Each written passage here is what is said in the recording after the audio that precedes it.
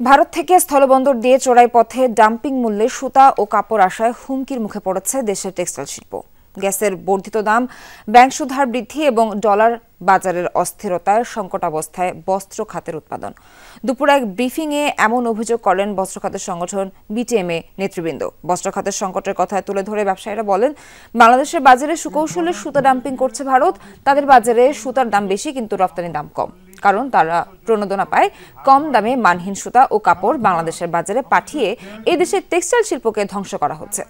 স্থলবন্দর দিয়ে যে সুতা আসছে তা পরীক্ষা করার যন্ত্র নেই বলে অভিযোগ করেন বিটিএমএ নেতৃবৃন্দ। বলেন, ভারত 10 বছরের জন্য টেক্সটাইলে মহাপরিকল্পনা করছে। যদি স্থানীয় শিল্পের সুরক্ষা না নেওয়া হয়, বাংলাদেশের শিল্প রুগ্ন শিল্পে পরিণত হবে।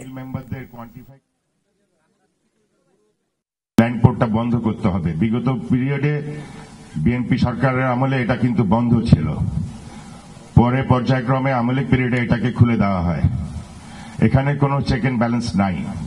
তা আমাদের যে সরকারকে আবেদন করেছি, আপনাদের মাধ্যমে আমাদের অনুরোধ থাকবে সরকারের কাছে, যাতে অতি শীঘ্রই ল্যান্ডপোর্টটা বন্ধ করে দেওয়া হয় সুতা ইম্পোর্টের বেলায়।